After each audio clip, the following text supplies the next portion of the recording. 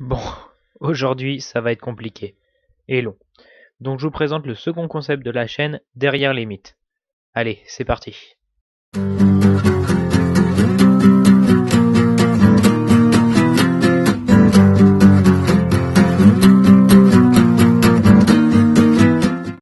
Bonjour et bienvenue à toutes et à toutes pour ce premier épisode de Derrière les mythes, qui sera consacré au personnage d'Héraclès, ou d'Hercule pour les Romains, et de ses travaux.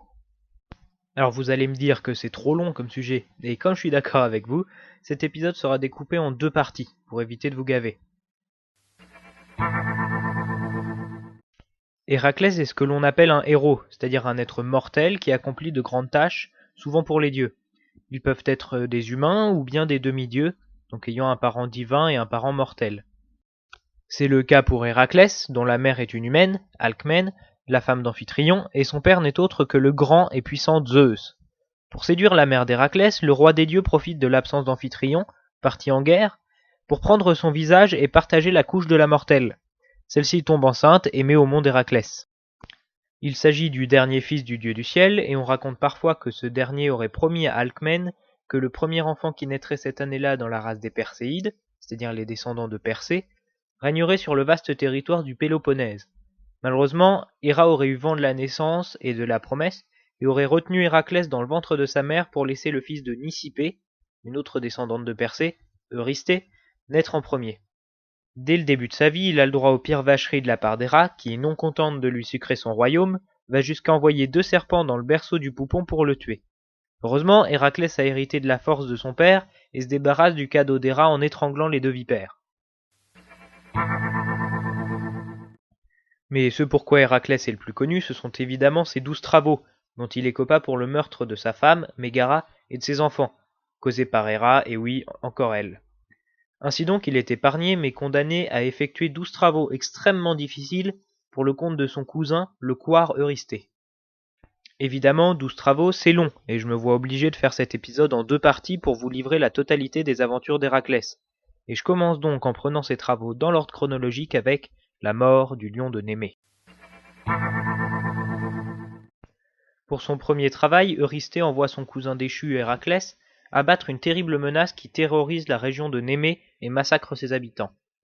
Notre héros part donc pour la ville, équipé de son épée, de son arc et de ses flèches, de sa cuirasse et de sa tunique qui lui ont été offertes par les dieux Hermès, Apollon, Héphaïstos et Athéna lors de son 18e anniversaire.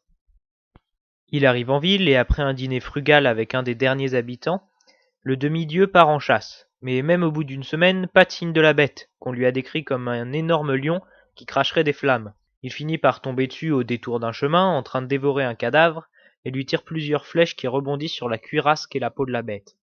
Il tente de l'amadouer avec de la viande, mais le lion le snobe et rentre dans sa caverne.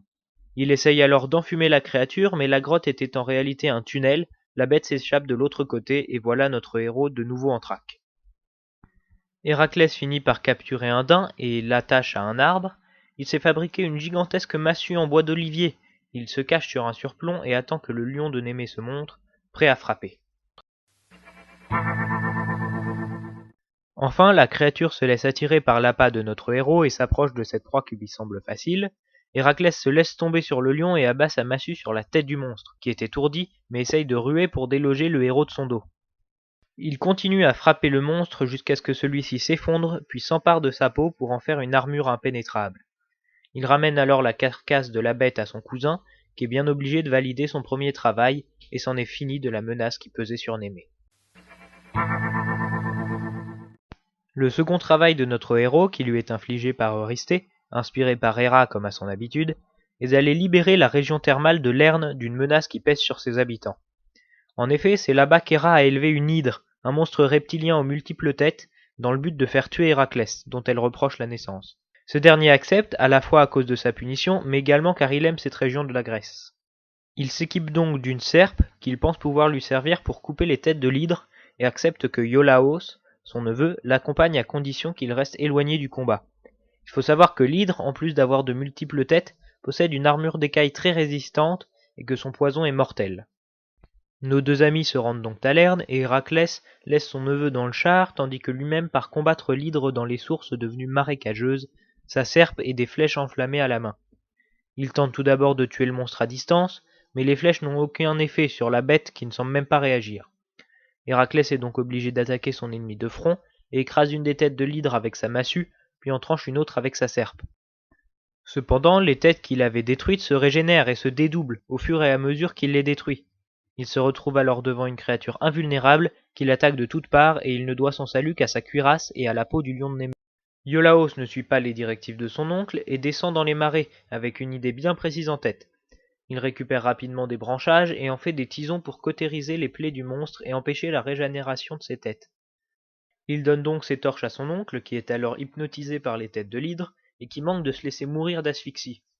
Heureusement, cette nouvelle tactique lui rend espoir, et c'en est bien vite fini de ce carnassier mangeur d'hommes. Héraclès profite de sa victoire pour tremper ses flèches dans le poison du monstre, ce qui les rend mortelles elles aussi. Héra éructe devant cette lourde défaite et souffle à Eurysthée de refuser d'entériner ce travail à cause de l'aide qu'a apporté Iolaos à son oncle. Héraclès ne l'entend pas de cette oreille et argumente qu'Iolaos ne l'a aidé qu'en tant que tacticien, mais que c'est lui qui a combattu l'hydre, et affirme que 2 travaux sont déjà à son actif. Le 3e travail, qui occupera Héraclès pendant une année entière, lui est donné par Héra, comme d'habitude par l'intermédiaire d'Eurysthée.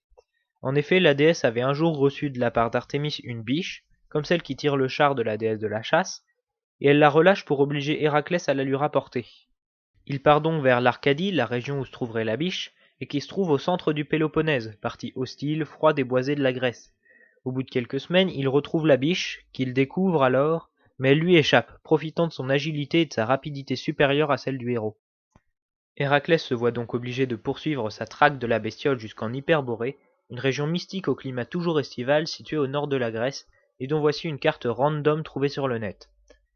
La région est un véritable paradis sur Terre et les hyperboréens vivent une vie de farniente et de saint labeur. La biche finit par faire demi-tour et redescendit vers l'Arcadie, malgré le froid et le début de l'hiver. Elle est alors obligée de passer par le fleuve Ladon, assez peu praticable et au sol embourbé. L'animal tente de traverser, mais Héraclès la rattrape à ce moment précis et sort son arc.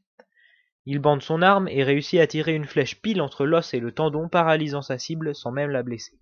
Il capture la biche de Cérynie et part en direction de Mycène. Il passe devant la cité de Thégée et se voit arrêté par 2 silhouettes enténébrées. Ces 2 silhouettes se révèlent être les dieux jumeaux Artémis et Apollon, qui accusent Héraclès d'avoir tué la biche de Cérynie. Le héros doit alors s'expliquer et prouver que l'animal est en vie, mais Artémis décide que la biche devra être remise en liberté après qu'Eurysthée l'ait vue. Le demi-dieu accepte et repart vers Mycène, où il est accueilli par son cousin qui entérine enfin, au bout d'une année de course-poursuite, le 3e travail du héros. Eurysthée avait décidé d'organiser une assemblée générale de tous les rois et les princes grecs, et d'agrémenter la fête d'un énorme banquet. Il ordonne donc à Héraclès de lui rapporter la carcasse d'un énorme sanglier qui vit sur les pentes de l'Érymante, un mont en Arcadie. Il accepte et décide de passer par le plateau de Pholoé, où vivait le centaure Pholos, qui échappait à la règle des centaures fêtards et ivrognes. Il s'arrêta en chemin dans la bourgade d'Orchomène, où il passa une nuit de beuverie et de boustifailles avec les villageois. Lorsqu'il atteint la grotte de son ami Pholos, il lui demanda des nouvelles de son père. « Silène !» Ils débouchèrent une amphore de vin qui avait été mise en dépôt ici par des centaures amis de Pholos, qui débarquent alors et rameutent leurs poteaux. Une petite bataille fait alors rage et Héraclès décime la plupart des bourrins avec ses flèches empoisonnées, mais les autres s'enfuient pour échapper à sa rage. Malheureusement, Pholos attrapa une des flèches du héros et s'égratigne, s'inoculant alors le poison de l'hydre qui y était déposé. Notre héros reprit sa route après avoir honoré la conscience de son ami, et passa le torrent Érymante avant d'entrer dans la ville de Psophis. Dès le lendemain, il se lance à la chasse du sanglier, grand destructeur des récoltes de la région. Il le suivit dans sa forêt de chênes, mais la traque s'avère plus compliquée que prévu, et le héros décide de changer d'angle d'approche. Il imagine alors un piège capable de bloquer la bête et qui lui permettrait de le ramener à Mycène. Il creuse donc une immense fosse pour accueillir le monstre et la recouvre d'un tapis de branchages et de feuilles pour en camoufler l'ouverture. Il vient ensuite narguer le monstre et l'attire dans son piège où le sanglier tombe lamentablement, tout cuit pour le héros. Héraclès se saisit de sa massue en olivier et non de ses flèches pour éviter de gâter la chair de l'animal, destiné au roi de Grèce, et de quelques coups bien placés, il assomme la créature. Il la ficelle grâce à des chaînes résistantes et la sort de sa fosse, tâche qui lui prendra plusieurs heures. Il porta alors le sanglier sur son dos jusqu'à Mycène, et l'amène au pied d'Eurysthée qui en fit présent lors de l'assemblée, tandis que les défenses revinrent à une prêtresse d'Apollon en Italie, les dieux seuls savent pourquoi. Voilà, c'en est fini de la première partie de cet épisode, j'espère sincèrement qu'elle vous aura plu. N'oubliez pas de mettre un pouce vers le haut, Facebook et Twitter, et bien évidemment, appuyez sur le gros bouton pour vous abonner à la chaîne. Quant à moi, je vous tire ma toge, et n'oubliez pas, Ipse Dixit.